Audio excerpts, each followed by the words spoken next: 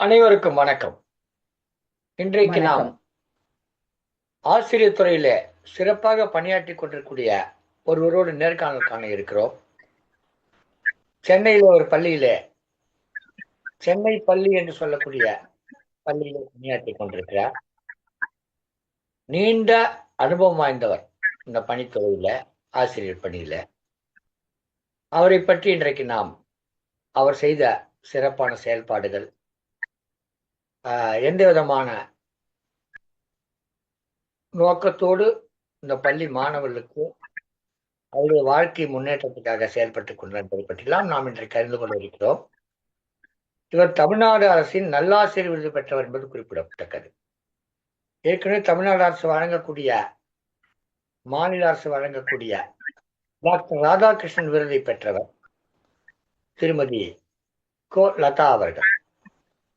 அம்மா வணக்கம். அம்மா வணக்கம் ஐயா. நல்லா இருக்கீங்களாம்மா? நன்றாக இருக்கிறேன் ஐயா. மகிழ்ச்சி. நீங்க எந்த ஊர்ல இருக்கீங்கம்மா இப்ப? இப்போ நான் சென்னையில இருக்கிறேன் ஐயா. சென்னையில பணியாற்றுறீங்க, மகிழ்ச்சி. சென்னையில எந்த இடத்துல இருக்கீங்கம்மா? சென்னை மணலி பகுதியில இருக்கிறேன் ஐயா. சென்னை மணலி, கொஞ்சம் சென்னையை விட்டு கொஞ்சம் அவுட்டர்னு சொல்லுவாங்க. மணலி, மணலி ஆமா. புதுநகர்லாம் சொல்லுவாங்க. அந்த இடத்துல இருக்காங்க. கிட்டத்தட்ட வட சென்னை பகுதி அது. ஆஹ் பொருளாதாரத்தில் பின்தங்கியவர் நிறைய பேர் இருக்கக்கூடிய, தொழிலாளர்கள் மிகுந்து இருக்கக்கூடிய ஒரு பகுதி வட சென்னை. அந்த இடத்துல இவங்க பணியாற்றிட்டு இருக்காங்க. வணக்கம்மா. நீங்க பிறந்த ஊரு, உங்க அப்பா அம்மா பேரு, நீங்க பள்ளிக்கூடத்துல படிச்சீங்கல்ல அந்த படிப்பு பற்றிய விவரம், அதுக்கப்புறம் நீங்க ஆசிரியர் பயிற்சி பெற்ற இதை பத்திலாம் சொல்லுங்கம்மா. மகிழ்ச்சி ஐயா. தங்களோடு கூட நேர்காணலிலே இந்த இடத்துல நான் அமர்ந்திருப்பதை குறித்து நான் சங்கத்தமிழ் இலக்கிய பூங்காவுக்கும் தமிழருவி வானொலிக்கும் ஜே ஜே நயனன் ஐயா அவர்களுக்கும், சசிகலா நயனன், சிவகாமி அம்மாள் ஐயா அவர்களுக்கும் நான் கனத்த வணக்கத்தை பணிவோடு மனதார இந்த வேளையிலே நான் உங்கள் மத்தியில நான் பதிவு பண்ணி, இதோ நான் என்னுடைய நேர்காணல் செல்கிறேன். மகிழ்ச்சி ஐயா. நான் பிறந்த ஊர் ஸ்ரீவில்லிபுத்தூர். 30/5/1971 பிறந்தேன். Sacred heart girls higher secondary school என்கிற பள்ளியில் தான் என்னுடைய பள்ளி படிப்பை நான் முதலாவது ஆரம்பித்தேன். அதோடு கூட ஆசிரியர் பயிற்சியும் முடித்தேன். முடித்து 1888 ஆசிரியர் பணியை நான் பயிற்சியை முடித்தேன். 1999 நான் பணியிலே சென்னை மாநகராட்சி பள்ளியிலே பணியில் அமர்த்தப்பட்டேன். அன்று முதல் இன்று வரை சென்னை மாநகராட்சியிலே வியாசர்பாடி மற்றும் இன்னுமாய் அருகருகே ட்ரிப்ளிகேணி, சிந்தாதிரிப்பேட்டை, இப்பொழுது தற்போது சென்னை மாநகராட்சி தொடக்கப்பள்ளி, பெரிய சேக்காடு பள்ளியிலே இப்படியாய் பணியமர்த்தப்பட்டு நான் பணியில் அமர்ந்து கொண்டு என்னுடைய 27 ஆண்டு காலமும் ஆசிரியர் பணி மாணவர்களுக்கு மட்டுமல்லாது நான் BA, MA, MPhil, B.Ed என்று என்னுடைய படிப்பை முடித்திருந்த காரணத்தினால் ஆசிரியர்களுக்கு மாநில அளவிலே, மாவட்ட அளவிலே கருத்தாளராகவும் நான் பணியாற்றி என்னுடைய பணியை இம்மட்டுமாய் திறம்பட செய்து கொண்டிருக்கிறேன். அதிலே நான் மகிழ்ச்சி அடைகிறேன் ஐயா.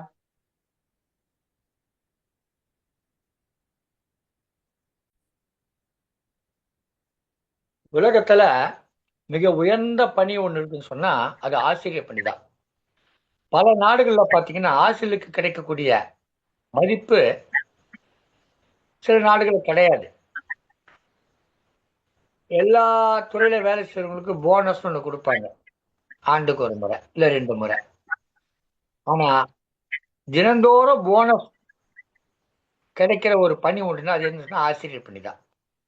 காலையில நீங்க வீட்டுல இருந்து பள்ளிக்கூடத்துக்கு போறதுக்குள்ளரா 30 பசங்க வணக்கம் டீச்சர்ன்னுவாங்க, வணக்கம் அம்மா அப்படின்வாங்க. ஒரு கடைக்கு போனீங்கன்னா அங்க நின்று வணக்கம் அம்மா அப்படின்வாங்க. பார்த்தா அதை போய் படிச்சோம்னா இருப்போம் உங்ககிட்ட. இது ஒரு பெரிய அனுபவம், ஆசிரியர்களுக்கு கிடைக்கக்கூடிய அனுபவம். நீங்க இத்தனை பள்ளிகள் பணியாற்றி இருக்கிறீங்க. முதலாக நீங்க பணியாற்றிய அந்த வியாசார்பாடி பள்ளி வியாசாரபாடி என்பது சென்னையில் ரொம்ப பின்தங்கிய ஒரு பகுதி. அந்த பகுதியை நீங்க பணியாற்றதா சொல்றீங்க. அங்க மாணவர்கள்லாம் பள்ளிக்கு வருவதே ஒரு ஒரு கொடுமையான செயலாக பார்க்கக்கூடிய ஒரு மாணவர்களுக்கு கூடிய பகுதி. அந்த பகுதி ஆனா இன்னைக்கெல்லாம் மாறி இருக்கு. நீ நிறைய பேர் வீடுகள்லாம் வந்து வேற வேற ஆள்லாம் வந்துட்டாங்க. இப்போ கொஞ்சம் மாறிட்டு இருக்கு. ஆனா நீங்க சொல்ற 99 ரொம்ப பின்தங்கிய பகுதி அது. அந்த மாணவர்களை முதலாக நீங்க பள்ளிக்கு போன போது, அந்த மாணவர்களை சந்தித்த போது உங்களுக்கு என்ன உணர்வு தோன்றியது? ஏன்னா நீங்க வந்து ஸ்ரீவில்லிபுத்தூரை சேர்ந்தவங்க, ஒரு கிராம பகுதியை சேர்ந்தவங்க. அங்கேருந்து இங்க வர்றீங்க. இந்த நகரத்தினுடைய வாழ்க்கை முறை வேற. பார்க்கிற போது உங்களுக்கு எப்படி தோணுச்சு? அதை பற்றி உங்களுடைய அனுபவத்தை, அந்த முதல் நாள் அனுபவம், முதல் பள்ளிக்கூடத்துக்கு போய் நானும் ஒரு டீச்சர் அப்படின்னு போய் நின்ன போது உங்களுக்கு முன்னாடி மாணவர்கள் இருப்பாங்க. அவங்கள பார்த்தபோது உங்களுக்கு ஏற்பட்ட அந்த உள்ள கிளர்ச்சி வந்திருக்கும். அது என்ன, அதை பத்தி சொல்லுங்க. First impression is the best impression சொல்லுவாங்க. நான் அது வரைக்கும் மாணவனா உட்கார்ந்து அமர்ந்து கற்ற நிலை போய் அந்த கரும்பலகையில அந்த கை வைத்து அந்த நாட்களை எண்ணி பார்த்து எனக்குள்ள உள்ளான மகிழ்ச்சி உண்டாச்சு. குழந்தைங்க பாத்தீங்கன்னா வட சென்னை மிகவும் வறுமை கோட்டுக்கு பின்தங்கிய நிலைமையிலிருந்து வருகிற மாணவர்கள் ஆர்வத்தோடு, அதுவும் ஒரு வகுப்பறைக்கு 40 மாணவர்கள் என்றால் அங்க 160 மாணவர்கள் காணப்பட்டாங்க. அவங்க நான் அங்க எழுதுகிற கரும்பறைகள்ல எழுதுறது, அவங்களுடைய அன்பானது, ஒரு தாய் எப்படி குழந்தைய ஈன்றும் போது கண்டெடுப்பாங்களோ அந்த மகிழ்ச்சியை போல அந்த மாணவர்களுக்கு முதல் வகுப்பிலே ஆ ஆ என்று அந்த எழுத்துக்களை சொல்லும் போது எனக்குள் அந்த தாயின் கருவிலிருந்து வெளிவந்த நான் பெற்ற இன்பத்தை என் ஆசிரியரிடத்திலிருந்து இந்த பணிக்கு நான் வந்ததை முற்றும் முழுவதும் அடைந்து விட்டேன் என்ற ஒரு நம்பிக்கையை போல் அந்த இடத்திலே நான் உணர்ந்தேன் ஐயா. உண்மையிலே நீங்க சொல்றது உண்மைதான். ஒரு திரைப்பட பாடல் உண்டு. 16 வயதிலே 17 பிள்ளை அம்மா அப்படின்னு ஒரு பாட்டு வரும். அது அப்போ 16 வயசுல 17 பிள்ளை எப்படி நீங்க யோசிச்சிருக்கேன். எல்லாரும் யோசிப்பாங்க. இருக்கு 16 வயதுல 17 பிள்ளை இல்லை, 25 பிள்ளைகள் கூட இருக்கும். ஆசிரியராக தான் இருக்கும். ஒரு ஆசிரியரா இருந்தாக்கா 16 வயதுல 18 வயதுல நிச்சயமா 20 30 பிள்ளைகளை சந்திப்புவாங்க. அந்த மாதிரி நீங்களும் இளமை காலத்துல முதல் அந்த பள்ளிக்கு போன போது 40 60 மாணவர்களை சந்திதான் சொன்னீங்க. நீங்க முதல் போனது வந்து 1ஆம் வகுப்பு போனீங்களா? ஆமாங்க ஐயா. ரொம்ப மழலை பிஞ்சுகள். அந்த முதல் அந்த காலத்துல அந்த எல்கேஜி யூகேஜி எல்லாம் கிடையாது. அப்ப நேரடியா 1ஆம் வகுப்பு தான் வருவாங்க. நாங்கெல்லாம் படிச்ச போது வயசெல்லாம் கேட்க மாட்டாங்க. இந்த காதை தொட சொல்லுவாங்க, கையை தூக்கி தொட்டா பள்ளிக்கூடத்தில் சேர்த்துப்பாங்க. அப்படின்னா கேட்க மாட்டாங்க. அவன் தொடல, அவன் இன்னும் வயசு அவனுக்கு ஆகலை அப்படின்பாங்க. அது மாதிரின ஒரு காலகட்டம்லாம் இருந்தது. நிறைய பெற்றோர்களுக்கு பசங்களுடைய அந்த பிறந்த நாள் அதை கூட சொல்ல தெரியாத பெற்றோர்கள்லாம் இருப்பாங்க. ரொம்ப பின்தங்கிய, பொருளாதாரத்தில் பின்தங்கிய, உள்ளத்தளவில் ரொம்ப உயர்ந்தவங்க அவங்க. ஏழைகள் எப்பவுமே உள்ளத்துல உயர்ந்தவங்க, பொருளாதாரத்துல பின்தங்கிய அந்த பிள்ளைகளை நீங்க 1ஆம் வகுப்பு ஆசிரியரா போய் பார்த்து அவங்களுக்கு பாடம் எடுத்திருக்கீங்க. எத்தனை வருஷம் இருந்தீங்கம்மா அந்த வியாசர்பாடி பள்ளியில? அங்கு ஓராண்டு காலம்தான் ஐயா பணியாற்றினேன். என்னுடைய சூழ்நிலை காரணமாகவும் சுகாதார நிலை காரணமாகவும் நான் பணி மாறுதலாகி சிந்தாதிரிப்பேட்டை பள்ளிக்கு நான் வந்து விட்டேன் ஐயா. சிந்தாதிரிப்பேட்டையில எந்த பள்ளி மாதிரி? சென்னை பள்ளி தான் அதுவும்? மாநகராட்சி நடுநிலை பள்ளி ஐயா. மகிழ்ச்சி மகிழ்ச்சி மகிழ்ச்சி. அங்க எத்தனை ஆண்டுகள் பணியாற்றினீங்கம்மா? அங்கு 7 ஆண்டுகள் பொறுப்பு ஆசிரியையாக, 3 ஆண்டுகளும் 4 ஆண்டுகள் இடைநிலை ஆசிரியையாக பணியாற்றினேன் ஐயா. அப்ப மொத்தம் 7 ஆண்டுகளா? ஆமா ஐயா. மகிழ்ச்சி. அதுக்கப்புறம் அந்த பள்ளியில எங்க போனீங்கம்மா? அங்கு இருந்து சென்னை மாநகராட்சி நடுநிலை பள்ளி கிருஷ்ணம்பேட்டை என்று சொல்லக்கூடிய திருவள்ளிக்கேணி பகுதியிலே பணியை தொடர்ந்தேன் ஐயா. கிருஷ்ணாம்பேட்டைன்னு சொன்னாலே பாரதியார் அங்கதான் அடக்கம் செய்யப்பட்ட இடம். கிருஷ்ணாம்பேட்டைன்னு சொன்ன உடனே எனக்கு அதான் ஞாபகம் வருது. பாரதியார் அடக்கம் செய்யப்பட்ட இடம் திருவள்ளிக்கேணியில் இருக்கக்கூடிய ஒரு பள்ளி தான் அது கிருஷ்ணாம்பேட்டை இருந்தது. அந்த பள்ளியில நீங்க பணியாற்றி இருக்கிறீங்கன்னு சொல்றீங்க. அங்க எத்தனை ஆண்டுகள் பணியாற்றினீங்கம்மா? அந்த பள்ளியில திருவள்ளிக்கேணி பள்ளி கணக்குல எத்தனை ஆண்டு பணியாற்றினீங்க? அங்கே 15 ஆண்டுகள் ஐயா. நீண்ட கால அனுபவம் வந்து உங்களுக்கு திருவிழிக்கணி பள்ளியில இருந்திருக்கும். அதுக்கப்புறம் இப்ப வந்து ஆமை மணலி இருக்கீங்களா இப்ப? ஆமாங்க ஐயா. சென்னை மாநகராட்சி தொடக்கப்பள்ளி பெரிய சேக்காடு ஐயா, மணலி பெரிய பகுதியை சேக்காடு. சார்ந்தது. மணலி பக்கத்துல பெரிய சேக்காடு, சின்ன சேக்காடு என்று சொல்வார்கள். நான் கூட பார்த்திருக்கேன் பெரிய சேக்காடு, சின்ன சேக்காடு. நான் வந்து சென்னைனால நான் அந்த பகுதியில வந்திருக்கேன். ஒரு காலத்துல அங்க நிறைய மாந்தோப்பு அப்படிதான் இருக்கும். பெரிய அளவுக்கு கிராமமாவே இருந்தது.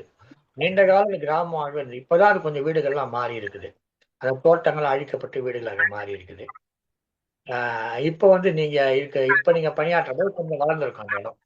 முதல்ல அப்படி இல்லை, சாதாரணமா இருந்தது. இந்த திருவல்லிக்கேணி பள்ளியில வந்து ஒரு 15 ஆண்டு காலம் பணியாற்றி இருக்கிறீங்க. அதே மாதிரி சிந்தாரிப்பேட்டையில ஒரு 7 ஆண்டுகள் பணியாற்றி இருக்கிறீங்க. இந்த பள்ளி மாணவர்களுக்கு கற்பித்தல், சில பிள்ளைங்க நல்லா படிப்பாங்க, சில பிள்ளைகள் படிக்க மாட்டாங்க. அவங்க குடும்ப சூழ்நிலைமை அவன் தான் பள்ளிக்கூடத்துக்கு வரதே ஒரு பெரிய விடயமா இருக்கும். அவங்க அப்பா அம்மா வேலைக்கு போயிடுவாங்க. சின்ன சின்ன அன்றாட கூலிகளாக வேலை செய்வாங்க. அந்த மாதிரி நேரத்தில் அந்த பிள்ளைகளுடைய பொருளாதார வளர்ச்சி பின்தங்கி இருக்கும், சமூக நிலையம் பின்தங்கி இருக்கும், ரொம்பவும் கல்வியிலையும் பின்தங்கி இருப்பாங்க. ஏன்னா சொல்லிக் கொடுக்கறது கூட ஆள் இருக்காது அவங்களுக்கு. அந்த மாதிரி பிள்ளைகளுக்கு பாடம் சொல்லிக் கொடுக்கும்போது நீங்க சந்திச்ச அனுபவங்கள், சவால்கள் அதெல்லாம் சொல்லுங்கம்மா. மாணவர்கள் அப்படின்னு பார்த்தோம்னா காலையிலேயே உணவு அருந்தாம தான் வருவாங்க. அந்த மாணவர்கள் வந்து குறும்புத்தனமாகவும் ஆர்வத்தோடையும் கற்றலில் வந்து முழுமையாக ஈடுபாடு இல்லாத சூழ்நிலைய நான் அறிந்து கொண்டபடியினாலே மாணவர்களுக்கு ஆடல் பாடலோடு கூடிய நடனத்தோடு கற்பிக்க ஆரம்பித்தேன். அதன் பின்பாக அவர்களுக்கு காலையிலே ஒருவேளை சிற்றுண்டி என்னுடைய சொந்த பணத்தில் மாணவர்களுக்கு வழங்கி இருக்கிறேன். அது மட்டுமல்ல, மாணவர்களை என்னுடைய பள்ளி நேரத்தில் உணவு இடைவேளையின் போது மாணவர்களுக்கு எளிமையாய் கற்பித்தல் எண்ணும் எழுத்தும் என்று அவர்களுக்கு சிறப்பு வகுப்புகள் மூலமும் எளிமையாக விளையாட்டு முறைகளிலே கற்பித்து அதை காணொளியாய் வடிவமைத்து மாணவர்கள் வருகையை நிச்சலை 99% 100% வருகை அடையும்படியாக மாணவர்கள் வருகையை பதிவு செய்தேன்.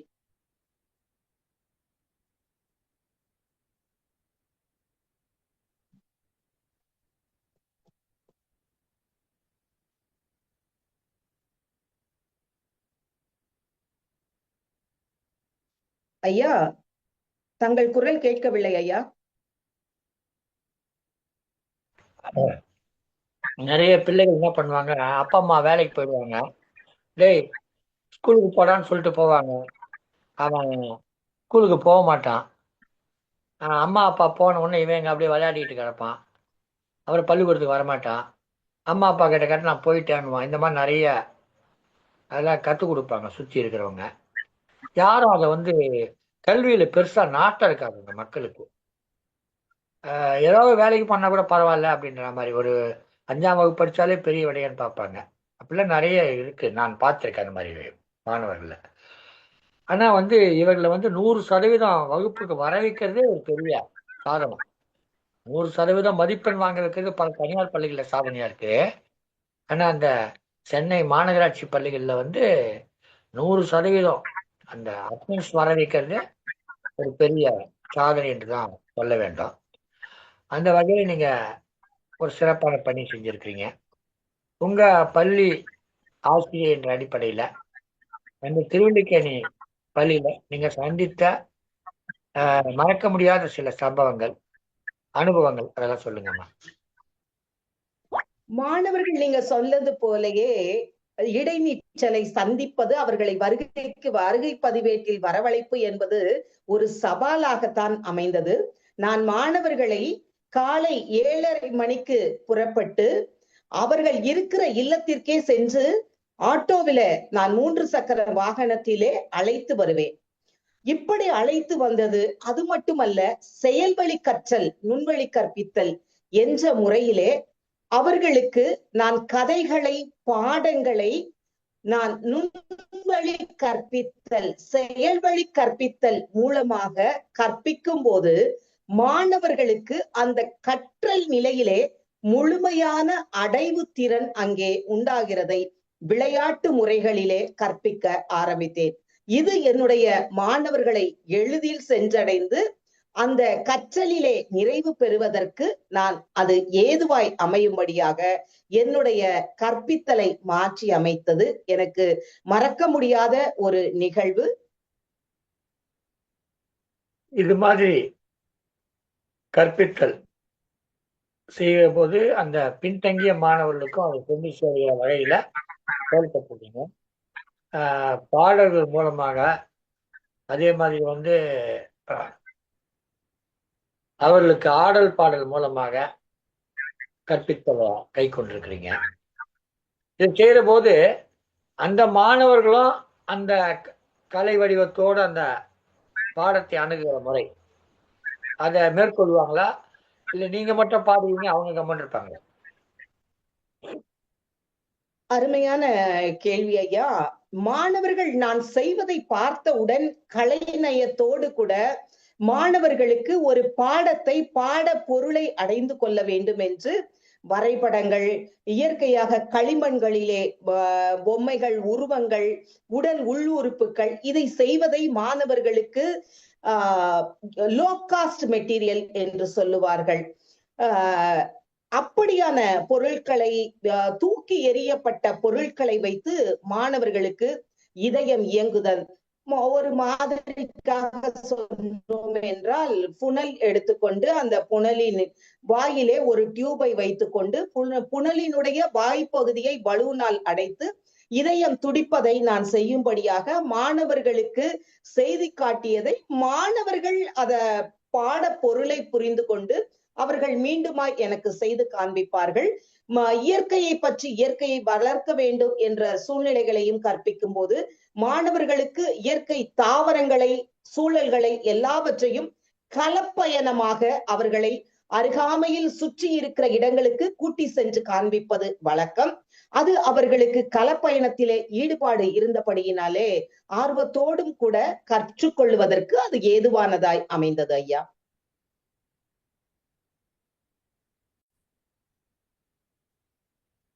பசங்க வந்து வீட்டுல அம்மா அப்பா கூட இருக்காங்க.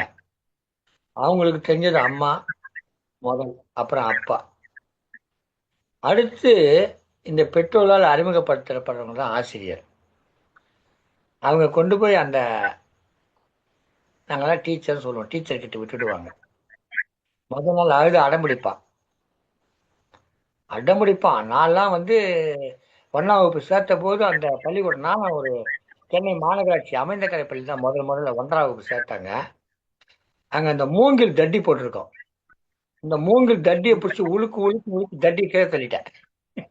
அந்த மாதிரி பண்ணேன். ஆனா அதே நான் என்ன பண்ணேன்னா, கொஞ்ச நாளுக்கு அப்புறம் அந்த டீச்சர் தான் எனக்கு எல்லாமே.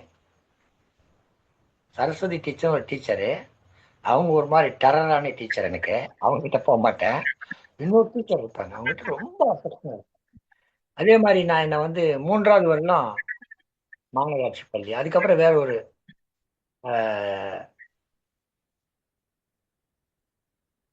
தேவப்பிரியம் ஹென்றி மெமோரியல் அப்படின்னு ஒரு பள்ளியில சேர்த்தாங்க, ஒரு கிறிஸ்துவ பள்ளி. அதில் தான் படித்தேன் 4வது 5வது.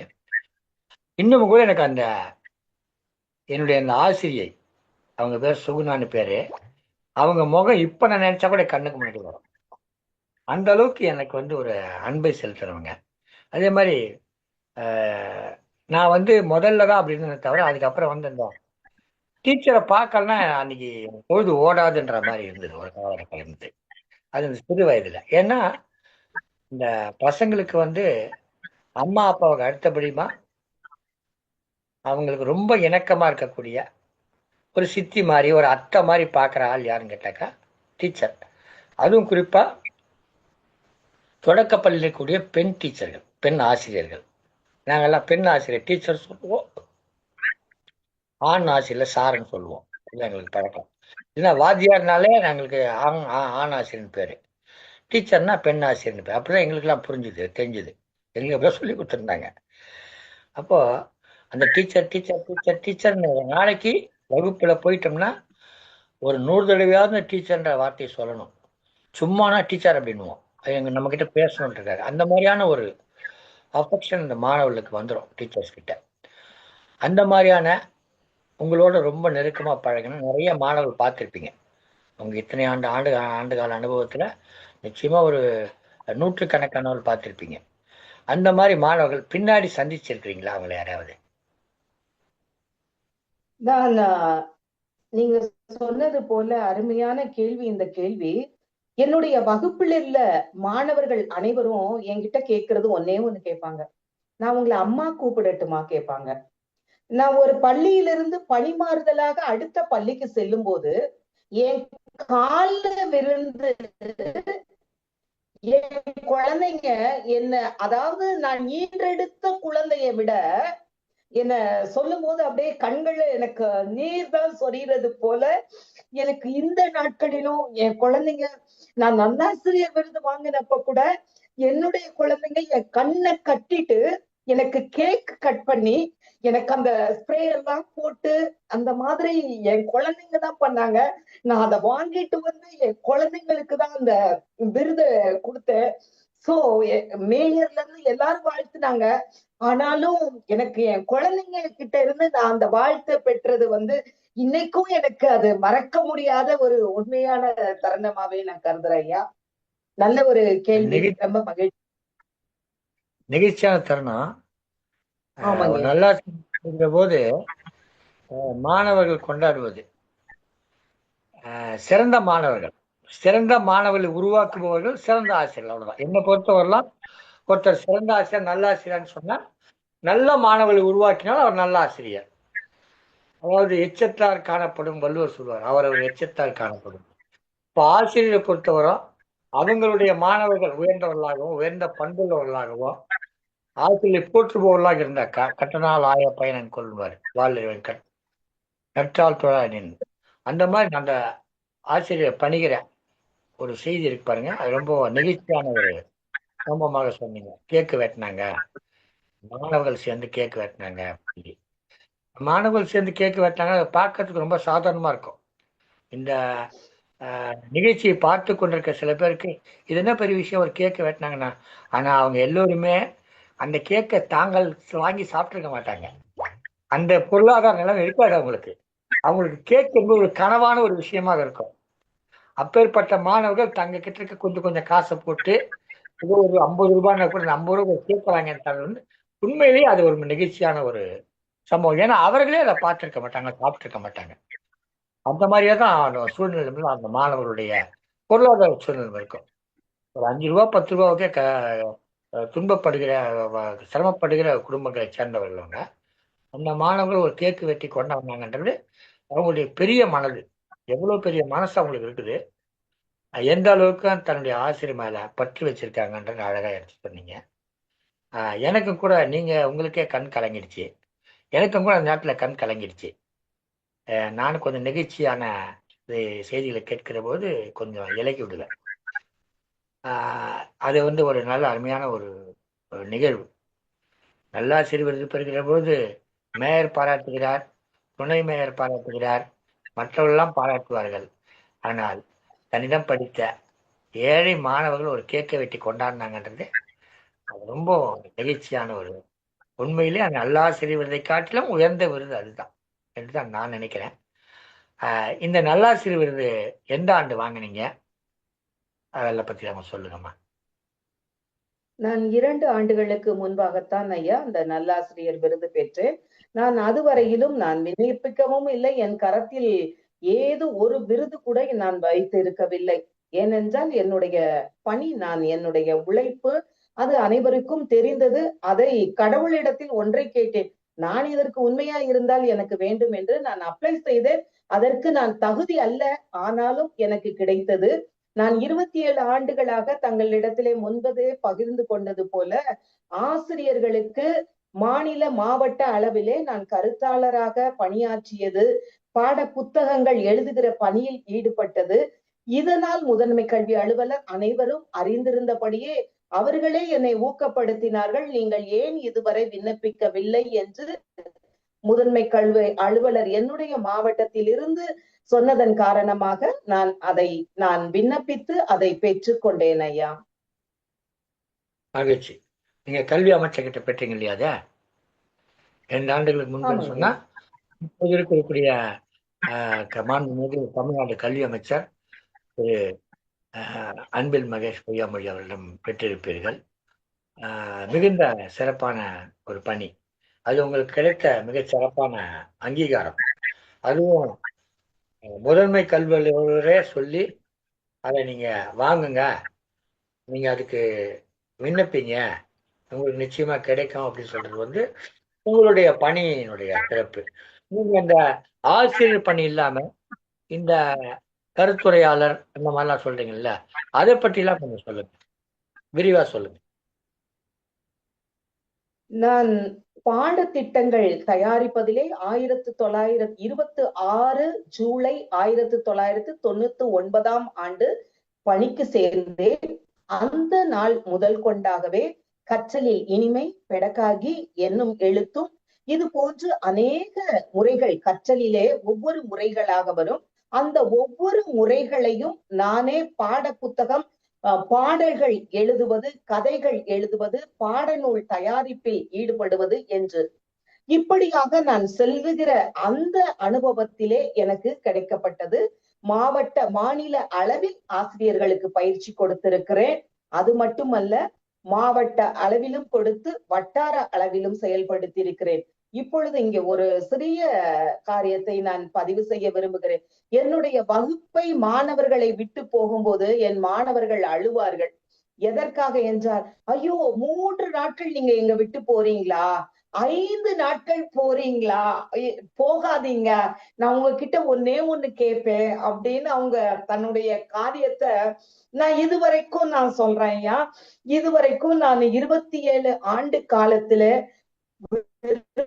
5 நாட்கள் மட்டும்தான் நான் என்னுடைய தற்செயல் விடுப்பை எடுத்திருக்கிறேன். நான் 100% இந்த ஆண்டு கூட நான் விடுமுறை ஒரு நாளும் எடுத்தது கிடையாது. வீடு வாங்கி வீடு மாறுதல் என்றுதான் அந்த விடுப்பையும் எடுத்தேனே ஒழிய மற்ற காரியத்திற்கு, உடல்நிலை சரியில்லை என்று கால் பிராக்சர் ஆனதற்கு வெறும் 37 நாட்கள் நான் மருத்துவ விடுப்பில் இருந்திருக்கிறேன்.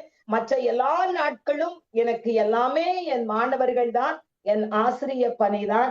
எனக்கு அதுதான் என் சொந்த குடும்பத்தை போல நான் நேசித்து இந்த பணியை செய்து வருகிறேன். அதிலே நான் இன்னும் செய்வேன், மற்றற்ற மகிழ்ச்சி அடைகிறேன் ஐயா. உங்க மாணவர்கள் இப்ப நல்லா உயர்ந்த நிலையில் இருக்கக்கூடிய மாணவர்கள் சில பேர் பற்றி சொல்லுங்க. பெரிய உத்தியோகத்தில் மாணவர்கள் டாக்டர் இருப்பாங்க, இன்ஜினியர் இருப்பாங்க, அந்த மாதிரி மாணவர்கள் பற்றி சொல்லுங்க.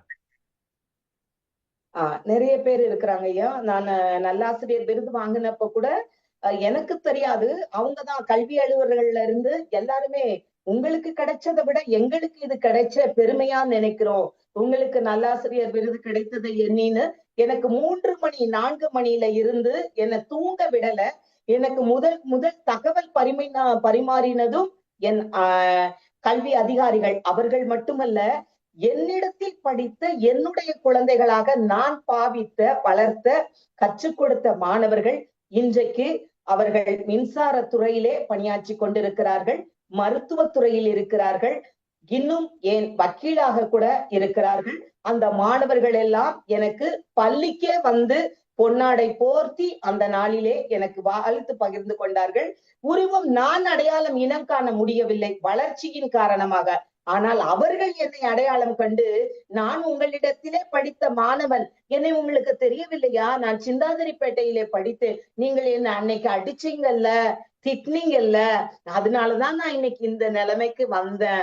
நான் அம்மான்னு சொன்னேன்ல, நீங்க சொன்னது நான் கேட்டேன்ல. அவன் அம்மாட்ட சொல்ல மாட்டான், அவன் கூட பிறந்தவங்க கிட்ட சொல்ல மாட்டான். எல்லாம் ஒவ்வொரு கருத்தையும் என்கிட்ட என்னுடைய 27 ஆண்டு காலத்துல என் ஒவ்வொரு குழந்தையும் என்கிட்டதான் சொல்லுவாங்க. நான் தான் என் பிள்ளைங்களுக்கு நான் ஒரு ஆலோசகராக என் பிள்ளைங்களுக்கு நான் இத்தனை ஆண்டு காலமும் இருந்தது நினைச்சு, அந்த குழந்தைங்க நான் சொல்ற வார்த்தையை கேட்டு என்னிடத்துல அந்த தாய்மையை, அவங்களுடைய இருதயத்துக்கு காயத்துக்கு ஆறுதல் கிடைக்கிறத நினைச்சு உண்மையாகவே பெருமகிழ்ச்சி கொள்ளுகிறேன் ஐயா. இந்த விடயங்களை எல்லாம் நீங்க பதிவு பண்றதுக்காக, நேர்காணல் கேட்கறதுக்காக மிகுந்த நெகிழ்ச்சியாகவும் கூட, ஆறுதலாகவும் பயனுள்ளதாகவும் இருக்கிறதை குறித்து தங்களுக்கு நான் மனதார வாழ்த்துகிறேன் ஐயா. இந்த மாணவர்கள் நிறைய பேர் இப்பவும் கூட இந்த மாநகராட்சி பள்ளியில படிக்கிற மாணவர்கள் இடைநிற்றல் இருக்கலாம், நிறைய நாட்கள் பள்ளிக்கு சரியா வரமாட்டாங்க. அவெல்லாம் வர வச்சு பாடம் நடத்தி கொண்டு போய் சேர்க்கறது ரொம்ப கடினமான ஒரு பணி. அந்த மாணவர்களை அந்த மாதிரி நிக்காம வர்றதுக்கு என்ன செஞ்சா அவங்க வருவாங்க? இப்போ வந்து நீங்க சொன்னீங்க காலையில உணவு நானே கொடுப்பேன் பசங்களுக்குன்னு. அப்போ வந்து அந்த திட்டம் இல்லை. இப்ப தமிழ்நாடு அரசே வந்து உங்களை போல் இருக்கக்கூடிய ஆசிரியர்கள், நீங்க வந்து உங்க மாணவர்களுக்கு ஒரு சில ஆசிரியர்கள் செஞ்சிருப்பாங்க, எல்லாரும் செஞ்சிருக்க மாட்டாங்க. ஒரு சில ஆசிரியர் இந்த மாணவர்கள் மீது அன்பு கொண்டு காலை கொடுக்கறது. ஒரு ஆசிரியர் சொன்னார், நான் ரொம்ப அதிசயப்பட்டேன். அந்த பசங்கள்லாம் வந்து நரிக்குறவர் இனத்தை சேர்ந்தவங்க, அவங்க தலைவார மாட்டாங்க, குளிக்க மாட்டாங்க, ஒரு உடைய போட்டாக்கா அதையே அப்படியே 10 நாளைக்கு போட்டுக்கிட்டு இருப்பாங்க, மாற்றவே மாட்டாங்க, அப்படிலாம் இருப்பாங்க. அந்த மாணவர்கள் நான் கூட்டிட்டு வந்து அவங்க முகத்தை கழுவி அவங்களுக்கு பவுடர் போட்டு தலைவாரி விட்டு வகுப்பு கூப்பிட்டு போவேன் அப்படின்னு சொன்னாங்க. எனக்கு அது அனுபவம் ரொம்ப வேடிக்கை. அந்த திருமதி சித்ரான்னு பேரு, திருமதி சித்ரா தேவி. அவங்க திருச்சி பக்கத்துல ஒரு பள்ளியில பணியாற்றிட்டு இருக்காங்க. ஊராட்சி ஒன்றிய பள்ளியில, தொடக்க பள்ளியில. அந்த மாதிரி நிறைய ஆசிரியர்கள் இந்த மாதிரி தங்களை வந்து அந்த மாணவர்களுடைய முன்னேற்றத்துக்காக ஈடுபடுத்திக்கிறாங்க. நீங்க அந்த மாணவர்களுக்கு இந்த படிக்க மாட்டேன்னு சொல்ற பசங்க, அப்புறம் படிப்புல அக்கறை இல்லாத இருக்க பசங்க, அவங்கள என்ன விதமா சொல்லி அவங்கள திருச்சி கொண்டு வரீங்க? அதுக்கு ஏதாவது கதை கதை சொல்லுவீங்களா? அந்த மாதிரி கதை ஏதாவது இருந்தா சொல்லுங்களேன், ஒரு சின்ன கதை ஒன்று சொல்லுங்களேன். நான் சிந்தாதிரிப்பேட்டை பள்ளியில் பணியாற்றி கொண்டிருக்கும் போது ஓராசிரியராக, பொறுப்பாசிரியராக பணியாற்றிய காலம் அது. அந்த காலகட்டத்திலே சத்தியமூர்த்தி நகர் பகுதிக்கு வீடுகளுக்கு சென்று, அங்கும் வறுமை கோட்டுக்கு கீழ் இருக்கிற பகுதி மாணவர்கள் வீட்டிற்கு சென்று மாணவர்களுக்கு துணி மாற்ற வைத்து, நானே அவர்களுக்கு பவுடர், தலை வாருவது என்று ஆட்டோவிலே கூட்டிட்டு வர்றது மட்டுமல்ல, அந்த அவங்களுடைய கவனம் எல்லாம் அந்த பெற்றோர்கள் வந்து குடித்து வெறித்து, குடும்ப சூழ்நிலை, அவங்களுக்கு பாடம் படிக்க பிடிக்காது. அந்த சூழ்நிலையை அறிந்து காணொளியாக அவர்களுக்கு என்னுடைய சொந்த காணொளி சேனலை ஆரம்பித்து, யூடியூப் சேனல்ல மாணவர்களுக்கு நன்னறி கதைகளாக சொல்ல ஆரம்பித்தேன். புதிய ஆத்திச்சூடி, அப்படி பாடப்பகுதிகள்ல இருந்து வருகிற கதை பகுதிகள் அவர்களோடு கூட சேர்ந்து நடனமாடி, மாணவர்களையும் ஆட வைத்து, பாட வைத்து, அவர்களோடு அமர்ந்து சாரண சாரணியை பற்றி எல்லாம் அவர்களுக்கு விளக்கி, அந்த மாதிரி எல்லாம் சொல்லும் போது, உடற்பயிற்சிகள் என்று அவர்களுக்கு பண்ணும்போது அந்த கற்றலில ஈடுபாடு முழுமையாய் இருந்தது. நான் படி என்று நீ வீட்டு பாடம் எழுதினாயா? அவர்களை அப்படி ஒரு குறிப்பிட்ட ஒரு 2-3 மாத காலத்துக்கு அப்படி கேட்காதபடிக்கு, உள்ளே நுழைந்தவுடன் வீட்டு பாடம் என்று செய்தாயா என்று கேட்க மாட்டேன் மாணவர்களை. முதலாவது அவர்களை என்னுடைய அன்புக்கு, என்னுடைய சொல்படி கேட்கும்படியாக அவர்களோடு கூட நடனமாடி, சிறு சிறு கதைகளை கூறி, அவர்களோடு நான் இடைப்படும் போது எனக்கும் மாணவர்களுக்கும் ஒரு நெருங்கிய தொடர்பு உண்டாகும். இதிலே மாணவர்களும் நானும் ஒன்றரை கலக்கும் போது, இருமனம் ஒரு மனம் ஆகும்போது, நான் என்ன சொன்னாலும் என் குழந்தைகள் கேட்பார்கள். நான் பாடத்தை படி என்றால் படிப்பார்கள், எழுது என்றால் எழுதுவார்கள். அவர்களுக்கு விடுப்பெடுக்க பிடிக்காது. நானே எங்க அம்மா நாளைக்கு லீவு போட்டு என்ன கூப்பிடுறாங்க, நான் போக மாட்டேன், நான் எனக்கு லீவு கொடுக்க மாட்டேன்னு சொல்லுங்கம்மா அப்படி சொல்லும். என்ன நான் ஒரு முறை நான் உங்களை அம்மா கூப்பிட்டுக்கிட்டா, நான் சொல்லட்டா, வந்து இப்படிதான் பண்ணும், என்கிட்ட ஃபுல்லா என்ன சுத்தி அப்படியே நிப்பாங்க கூட்டமா. இதுதான் உங்களுக்கு பிடிக்கும். இந்த சூழ்நிலை எனக்கு மாணவர்கள் இடைநிற்றலை தவிர்ப்பதற்கு ஏதுவானதா இருந்தது ஐயா. சிறப்பு சிறப்பு சிறப்பு. ஒரு பள்ளி மாணவனை சேர்த்துட்டாக்கா அதுக்கப்புறம் அவன் பள்ளிக்கூடத்துக்கு வராம இருக்கிறதுக்கு பல காரணங்கள் இருக்கு. ஆனா அவன் தொடர்ந்து பள்ளிக்கூடம் வரத்துக்கு ஒரே ஒரு காரணம் தான் இருக்கு, அது ஆசிரியர் தான். அந்த ஆசிரியர்கிட்ட ஏற்படக்கூடிய அன்பு தான் அந்த பையன் அந்த பள்ளிக்கூடத்துக்கு வர வைக்கும். அது பிடிக்குதோ பிடிக்கலையோ, படிக்க பிடிக்குதோ இல்லையோ, பாடம் வருதோ இல்லையோ, அந்த ஆசிரியர்கிட்ட அன்பு வந்துட்டா அந்த ஆசிரியரை பார்க்கணும் அப்படின்ற எண்ணம். அதான் நீங்க சொன்னீங்க, 3 நாள் லீவ் போட்டு போனா போவாதீங்க, இங்கேயே இருங்க, ஏன் லீவ் போட்டு போறீங்க அப்படி கேட்கறது. அதெல்லாம் உண்டு தான். எல்லா மாணவர்களுக்கும் உண்டு. ஒவ்வொரு டீச்சர் கிட்ட அஃபெக்ஷன் இருக்கும். அந்த மாதிரி எல்லாருக்கும் ஒரு டீச்சர் இருப்பாங்க. அந்த மாதிரி இந்த மாணவர்களுக்கு, பல மாணவர்களுக்கு நீங்க அந்த மாதிரி ஒரு அன்புக்குரிய ஆசிரியராக இருந்திருக்கிறீங்க. நிறைய விருதுகள் கொடுக்குறாங்க. கனவாசிரியர், நல்லாசிரியர் அப்படிலாம் கொடுக்குறாங்க. ஆனா ஒரு நிறுவனம் மட்டும் ஒரு விருது கொடுக்குறது பேர் அன்பு ஆசிரியர் பேரு. எனக்கு அந்த விருது ரொம்ப பிடிக்கும். ஏன்னா முதல்ல ஆசிரியர் அன்பா இருக்கணும், அப்புறமா தான் பாடம் சொல்லி கொடுக்குறாங்க. ஏன்னா பாடம் எங்க வேணா படிச்சுக்கலாம், ஆனா ஒழுக்கம் தான் முக்கியம். ஒழுக்கத்தை தான் கற்றுறாங்க ஆசிரியர்கள். பள்ளிக்கூடத்துக்கு போனா அந்த பிள்ளைக்கு ஒரு ஒழுக்கம் வரணும். அந்த ஒழுக்கத்தை கற்றுக் கொடுக்கிற பணியில நீங்க அருமையா உங்களை ஈடுபடுத்தி கொண்டிருக்கிறீர்கள் என்ற செய்தி அறிந்தபோது மிக்க மகிழ்ச்சியாக இருக்கிறது. இந்த பள்ளி ஆசிரியர் பணி, அதே மாதிரி இந்த கல்வித்துறை பணி, இந்த இதெல்லாம் சொன்னீங்க, வகுப்பெடுக்கிறேன்னு சொல்லி சொன்னீங்க, மாநில அளவில் வகுப்பெடுத்திருக்கேன்னு சொல்லியிருக்கீங்க. இது மாதிரி செய்யறதுல நீங்க பெற்ற விருதுகள், சான்றிதழ்கள் இருந்தா காட்டலாமாம்மா? இருக்குங்களா? நான் அம்மா வீட்டில் இருக்கிறேன். நீங்க பேசும்போது இடையில ஒண்ணு குறிப்பிட்டீங்க, சாரணர் ஆசிரியரா இருந்திருக்கதா சொல்லி. அந்த சாரணர் ஆசிரியர் எத்தனை வருஷம் இருந்தீங்க, என்ன பண்ணீங்க, இப்ப இருக்கிறீங்களா, அதை பத்தி சொல்லுங்கம்மா. சென்னை மாநகராட்சி பள்ளியிலே குறிப்பிட்ட ஆசிரியர்களுக்கு பயிற்சி கொடுத்து சாரண சாரணிய ஆசிரியர் சான்றிதழ் கொடுத்து கடந்த 3 ஆண்டுகளாக நான் அதற்குரிய கோர்ஸும் முடித்து, யோகா கோர்ஸும் முடித்து என்னுடைய மாணவர்களுக்கு யோக பயிற்சி அளித்திருக்கிறேன். சாரண சாரணிய வகுப்பிலே உண்டு உறைவிடம், களப்பணிகள், அது மட்டுமல்ல மாணவர்களை அழைத்து சென்று மரம் நடுதல் போன்ற காரியங்களை நான் காணொளியில் பதிவு செய்தும் இருக்கிறேன்.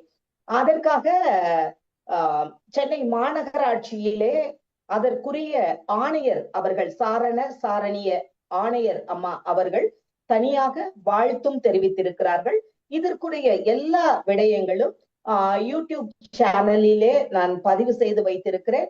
மாணவர்கள் 75 மரக்கன்றுகளுக்கு மேலாக மரக்கன்றுகள் நட்டிருக்கிறார்கள். அது மட்டுமல்ல, ஒவ்வொன்றும் அந்த எல்லா அதற்குரிய லோகோஸ், லா அண்ட் ஆர்டர்ஸ் எல்லாவற்றை, சாரண சாரணிய விதிகள், பாடல்கள் எல்லாவற்றையும் என் மாணவர்கள் மனனமாக கூற செய்து அவர்களுக்கு, மாணவர்களுக்கு நான் பாரத் ஸ்கவுட்ஸ்ல சான்றிதழும் வழங்கி இருக்கிறேன் என்பது குறிப்பிடத்தக்கது ஐயா.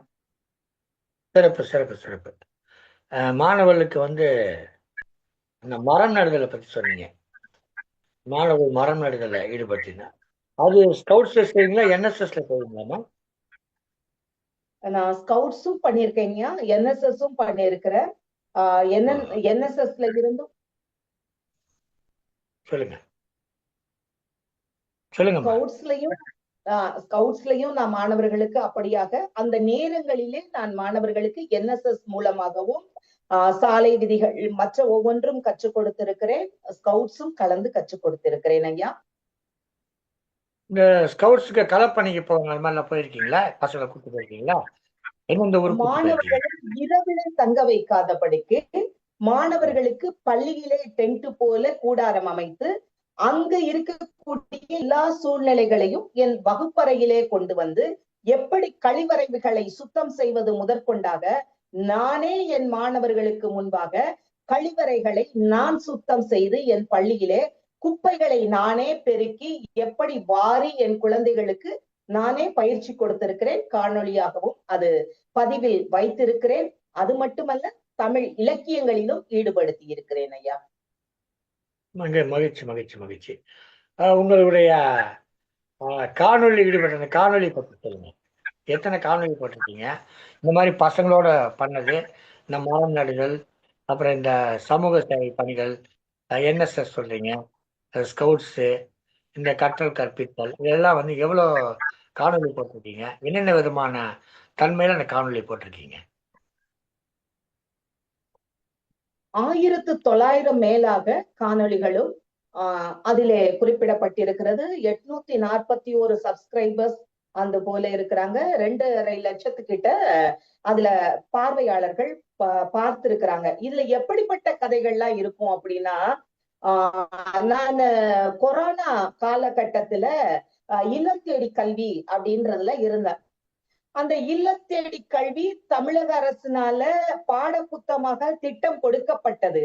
அதை எப்படி போதிப்பது என்று தெரியாதபடிக்கு கருத்தாளர்களே திணறிக்கொண்டு என்னிடத்துல கேட்டாங்க.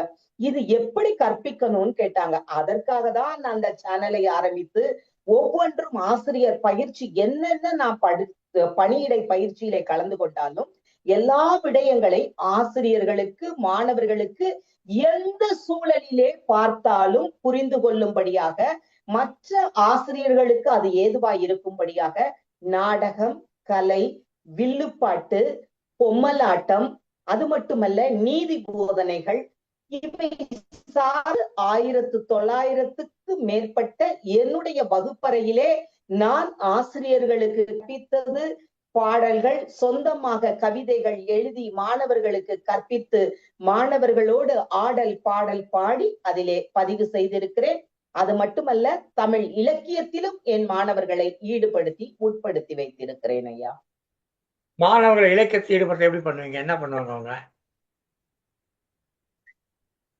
மாணவர்கள் திருக்குறள் என்று உலக பொதுமறையை எடுத்துக்கொண்டோமானால், தமிழ் ஆர்வத்தை, இலக்கியத்தை மாணவர்களிடத்திலே 5ல் வளையாதது 50ல் வளையுமா என்று சொல்லுவார்கள். நான் ஒரு சின்ன பொறியை வைத்திருக்கிறேன். இந்த 4-5 மாணவர்கள் என்னிடத்திலே படிக்கிற 49 மாணவர்கள் இந்த சூழ்நிலை இன்றைய நாட்களிலே அந்த 49 மாணவர்களையும் வைத்து 1 மணி நேரத்திலே 1330 திருக்குறள்களை எழுதும்படியாக அமைப்பிலிருந்து நான் மாணவர்களுக்கு உலக சாதனையாக அது பதிவேற்றம் செய்யப்பட்டு திருக்குறள் எழுதும் பயிற்சியை அங்கே கற்பித்திருக்கிறேன்.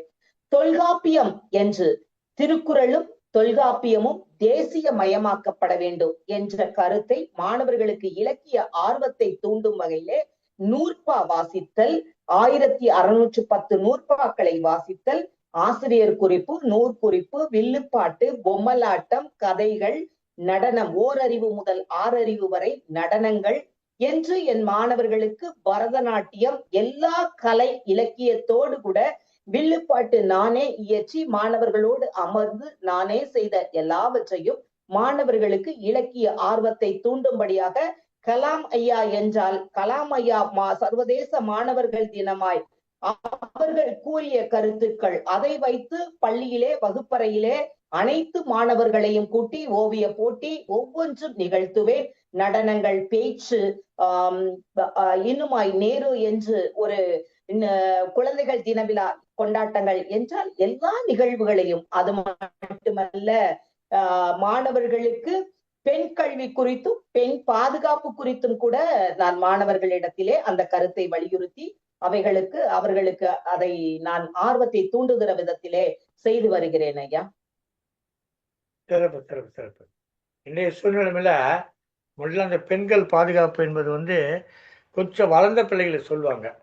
இப்பெல்லாம் நிறைய சிறுவர்கள் சிறுமிகளே பாதிக்கப்படுற அந்த குழந்தைகளுக்கே அதை சொல்லித்தர வேண்டியதா இருக்கு. இப்போ அந்த பேட் டச்சு, குட் டச்சு அதை பற்றிலாம் சொல்றாங்க. முன்னாடி அதெல்லாம் கிடையாது. இப்போ அதெல்லாம் வந்துருச்சு. ஏன்னா அந்த அளவுக்கு சமூகம் நாளுக்கு நாள் சீரழிஞ்சுக்கிட்டே போகுது. இந்த சமூகத்தில் நாம் இருக்கிறோம். ஆனால் நாம் இந்த சமூகத்தையும் நம்மளை காப்பாற்றி கொள்ள வேண்டிய கட்டாயத்துக்கு நாம் ஆளாயிருக்கிறோம். இது ஒரு வினோதமான ஒரு முரண்பட்ட ஒரு சமூகமாக இருக்குது. எந்த சமூகத்தில் இருக்கிறோமோ அந்த சமூகத்தை நம்ம பாதுகாத்துக் கொள்ளணும். முன்னாடிலாம் அப்படி கிடையாது. நாம ஒரு சமூகமா இருப்போம். விலங்குகள் அந்த மாதிரி காட்டு மிருகங்கள்லாம் தாக்காம இருக்குது நம்மளை பாதுகாத்துட்டோம். அது ஆதி காலத்துல. இப்போ அப்படி கிடையாது.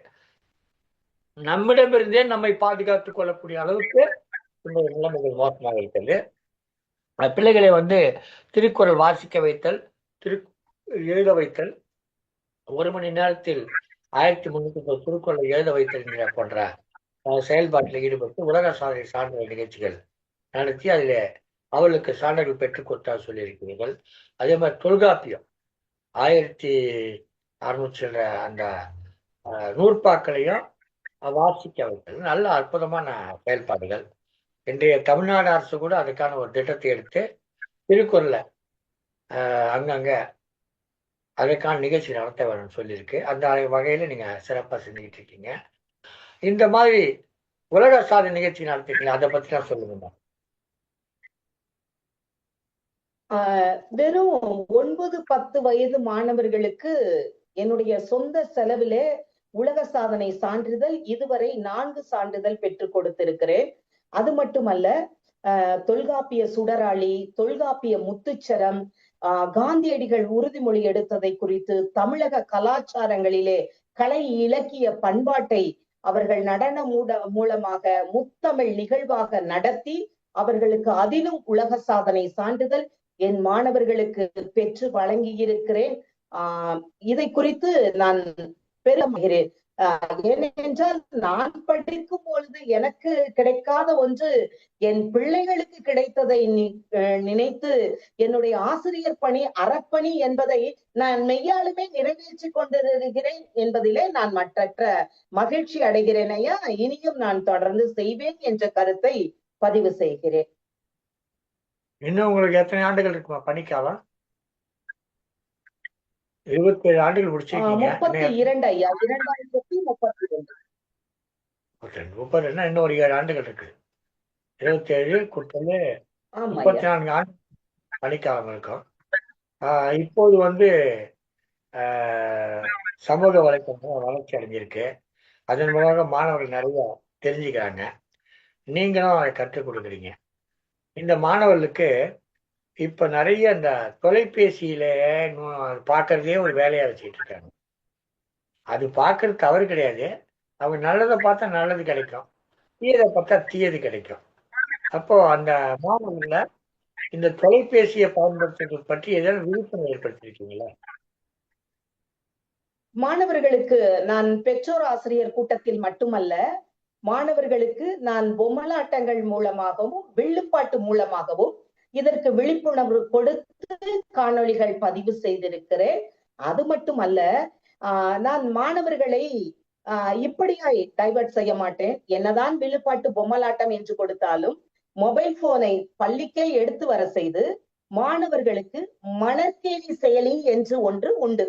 அதிலே அந்த மணற்கேணி செயலியை டவுன்லோட் செய்து பள்ளி ஒவ்வொரு பாட புத்தகத்திலும் ஒவ்வொரு பாடத்திலும் ஒரு ஸ்கேனர் QR கோடு ஒன்று இருக்கும். நான் என் மாணவர்களை மொபைல எடுத்துட்டு வர சொல்லி நான் என்ன பண்ணுவேன், நீ QR கோட ஸ்கேன் பண்ணு, இது இப்படிதான் பண்ணி பாடம் எல்லாம் படிக்கணும் அப்படின்னு நான் மாணவர்களை அந்த மைண்ட்ல இருந்து டைவர்ட் பண்ணுவேன். இன்னொன்னு பண்ணுவேன், அடுத்து மணற்கேணி செயலின்னு இருக்கும். அதுல 1ஆம் வகுப்பு முதல் 12ஆம் வகுப்பு வரைக்கும் படிக்கிற மாணவர்களுக்கு ஒவ்வொரு பாட செயல்பாடுகளுக்கும் இலவசமாகவே தமிழக கல்வி அரசு என்ன பண்ணிருக்குன்னா, பள்ளி கல்வித்துறை இலவசமாகவே எல்லா செயல்பாடுக்கும் பதிவு செய்து வைத்திருக்கிறது. இதை குறித்து நான் தமிழக கவர்னர் ஆளுநர் ஐயா இந்த தேநீர் விருந்திலே அழைக்கும் போது கூட நான் இந்த கருத்தை நான் பதிவு செய்திருக்கிறேன்.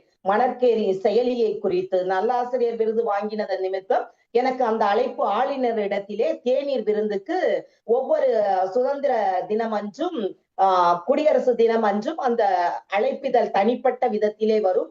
அதில் ஆளுநர் விருந்தில் தேநீர் விருந்திலே கலந்து கொள்ளும் போதும் கூட இந்த மணற்கேணி செயலியை குறித்து தமிழக அரசின் இந்த பள்ளி கல்வித்துறையின் செயலை குறித்து குறிப்பிட்டிருக்கிறேன். என் பெற்றோர்களை வரவழைத்து, என் வகுப்பு மட்டுமல்ல என் பள்ளி முழுவதும் இருக்கிற பெற்றோர்களை வரவழைத்து அந்த கூட்டத்திலே, பெற்றோர் ஆசிரியர் கூட்டத்திலே, SMC குழுவிலே நான் இப்படியாக மாணவர்களை திட்டாதிருங்கள், நீங்கள் அவர்களை நீ உதவாக்கற எதுவும் நான் மொபைல் கொடுக்க மாட்டேன்னு சொல்லாதீங்க, என் குழந்தைங்களுக்கு கொடுங்க, அவங்களுக்கு நிறைய உங்களை விட அவங்கதான் ஆராய்ச்சியாளர்கள் சொல்லுவேன். என் குழந்தைங்க கிட்ட இருந்து பாடத்தை கற்பிக்கும் போது கூட என் பிள்ளைங்க கிட்ட நான் வித்தியாசமா பண்ணுவேன். நீங்க சொல்லுடா தங்கம், இதுல என்ன சொல்லி இருக்கு எனக்கு தெரியல, நீ கொஞ்சம் சொல்லிக்கூட அப்படின்னு சொல்லுவேன். அப்படியே என் குழந்தைங்க கிட்ட வாயில ஒரு கேள்வியா வாங்கி வாங்கி என் பாடப்பகுதிய என் குழந்தைங்க கிட்ட இருந்தே நான் வாங்கி முடிச்சிருவேன். இதுதான் பாடப்பகுதி நடத்துறதுக்கான எளிமையான முறை. இன்னொன்னு, அந்த குழந்தைங்க நான் சொல்லி கொடுக்குறேனே அந்த மணற்கேணி செயலி, அதுலதான் அது கை போகுமே ஒழிய எல்கேஜி பேரண்ட் வருவாங்க என்கிட்ட தரன்னு கூட்டிட்டு வருவாங்க குழந்தைய. ஏன் இப்படி வலிச்சிட்டு வர்றீங்கன்னு கேட்பேன் குழந்தைய. எதுவும் அடம் பண்ணுதா, கேட்கலையா? ஒரே மொபைல் போனை விட்டு வரவே மாட்டேன்றான். இவனை கேளுங்க, போன் கொடுக்கலன்னா சாப்பிடுறது கிடையாது, தூங்குறதுல.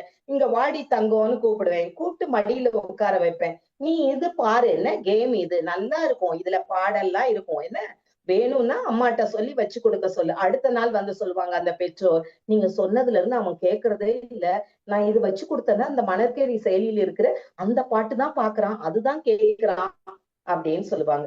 இதிலே நான் தமிழக அரசுக்கு நன்றி கூறுகிறேன். மிக்க நல்ல ஒரு விடயத்தை கேட்டீங்க ஐயா, ரொம்ப நல்ல அருமையான கேள்வி, நன்றி ஐயா. அற்புதமான ஒரு செயலி அது, மணற்கேணி என்ற செயலி. தொட்டனைத்தூரும் மணற்கேணி கற்றனைத்தூரும் அறிவு என்ற ஒரு திருக்குறளில் வரக்கூடிய சொற்றொடர் தான் அந்த மணற்கேணி என்பது. திருக்குறளை முதன்மையாக வைத்து அதை உயர்த்தி பிடிக்கிற அரசு தான் இன்றைக்கு நடந்துகிட்டு இருக்கு. அதனாலதான் அந்த செயலிக்கு பேர் கூட மணற்கேணி என்று வைத்திருக்கிறார்கள். அது தோண்ட தோண்ட அறிவு ஒண்ணு கிடைக்கும். அந்த ஒரு செயலிக்குள்ள போய் அதை பார்க்க பார்க்க பார்க்க பார்க்க உனக்கு அறிவு தொட்டனை தூரும் மணற்கேணி மாந்தருக்கு கற்றனை தூரும் அறிவு என்கிற திருக்குறள் அடிப்படையாக வைத்து அந்த வைத்து உண்மையில அற்புதமான அந்த செயலியே சிறப்பான செயலி. அதற்கு வைத்திருக்கிற பெயர் மிக மிக அருமையான ஒரு பெயர்.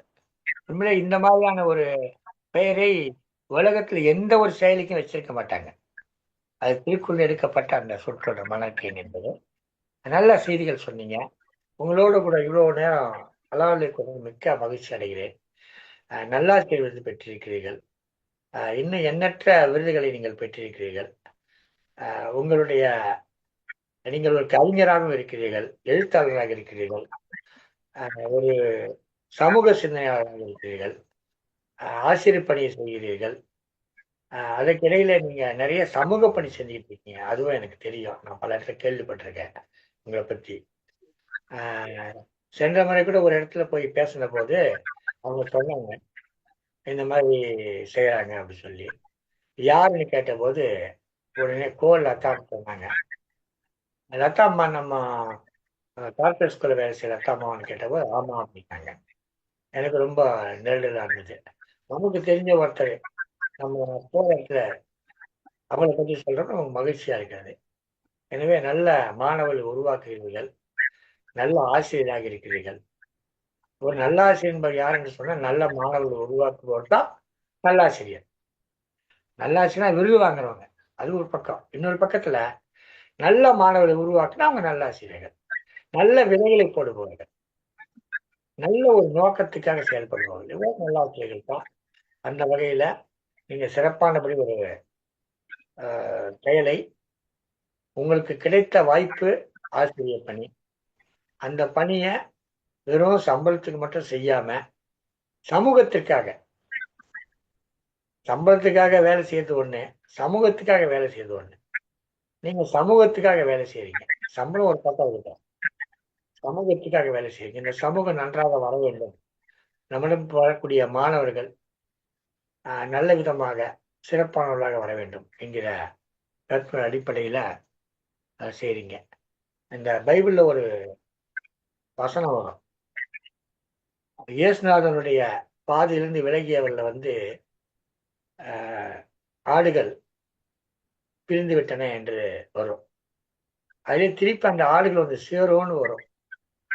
அது மாதிரி உங்க பிள்ளைகள் யாரும் இந்த கல்வி விட்டு அகலாமல் உங்களுடனேயே இருக்கிற வகையில அவங்கள வச்சிருக்கிறீங்க. செல்போனை கூட சரியானபடி பயன்படுத்தலாம் அப்படின்ற கற்றுக் கொடுக்குறீங்க. நான் கூட இதுக்காக ஒரு திட்டத்தை எடுத்து முன் வச்சேன். இந்த பசங்க போனை வச்சுட்டு நோண்டிட்டு இருக்காங்கல்ல, அவங்க கிட்ட போனை கொடுக்க மாட்டேன்ற பெற்றோர்கள் நம்ம அமைப்பு மூலமா இருக்கக்கூடிய பிள்ளைகளுடைய பெற்றோர்லாம் போனை கொடுக்குறாங்க. இந்தாடா போனு கொடுக்குறாங்க. ஏன்னா அவன் 1330 திருக்குறளையும் வாசிக்கிறான். அந்த போன் மூலமாக 1330 திருக்குறளையும் வாசிக்கிறான். அந்த போனு திருக்குறளை படிக்கிறான். அப்ப அதை வாசிக்கிறான். அப்ப அந்த போன் அவன் கையில கிடைக்கிற போது திருக்குறளை படிப்பதற்காக அந்த போனை பயன்படுத்தினால வேற தவறானவற்றை அவன் பார்க்க வேண்டிய அவசியம் கிடையாது. எனக்கு நான் சிறந்தவன் என்று சொல்லிக் கொள்ளவில்லை. நான் சொல்லக்கூடிய அந்த மாணவர்கள் சேர்ந்தவர்கள்ட்ட கூட சொல்லவில்லை. என்கிட்ட குறை இருக்கலாம், மாணவர்கிட்ட குறை இருக்கலாம். ஆனா திருக்குறள்ல குறை கிடையாது. எனவே திருக்குறளை கொடுத்தால் நிச்சயமாக வெற்றி அடைவார்கள். அதுதான் என்னுடைய எண்ணம், சிந்தனை எல்லாம். நாங்க நடத்துற ஒரு அமைப்பு சங்கத்தமிழ் இலக்கிய பூங்கா. அதுல உறுப்பினராக சேரணும்னா ஒரு திருக்குறளை சொல்லி உறுதிமொழி எடுத்துக்கணும். இதுதான் அடிப்படை விதியாவே வச்சிருக்கோம். அந்த வகையில் இன்றைக்கு மிகச்சிறப்பான ஒரு ஆசிரியர் ஒருவர், திருமதி கோ லதா அவர்கள். ஏற்கனவே மாநில அரசாங்கம் இவருக்கு டாக்டர் ராதாகிருஷ்ணன் விருது என்று சொல்லக்கூடிய நல்லாசிரியர் விருதை வழங்கி அவரை கௌரவித்திருக்கிறது, சிறப்பித்திருக்கிறது. அந்த வகையில பார்க்கிற போது அத்தகைய ஒரு திறமை வாய்ந்த, ஒரு சிறந்த, மாணவர்களோடு ஒரு தாயாக பழகக்கூடிய, மாணவர்களையும் தன்னை விட்டு விலகாமல் பொத்தி பொத்தி வைத்துக் கொள்ளக்கூடிய, இந்த கோழிக்கு சொல்லுவாங்க குஞ்ச பொத்தி வச்சுக்கோன்னு சொல்லிட்டு, அந்த மாதிரி பொத்தி வைத்துக் கொள்ளுகிற ஒரு ஆசிரியை, தாய்மையினுடைய வடிவம் என்று இருக்கிறீர்கள். இப்ப நான் ஒரு கேள்வி உங்ககிட்ட கேட்பேன். உங்க கணவர் பேரை சொல்லுங்கன்னு சொல்லிடுவீங்க.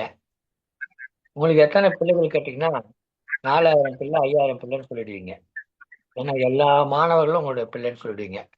அதனால அந்த மாணவர்களை விட்டுடுங்க. உங்க பிள்ளைகள், உங்க கணவர், அதை பத்தி ஒரு சில வார்த்தைகள் சொல்லுங்க.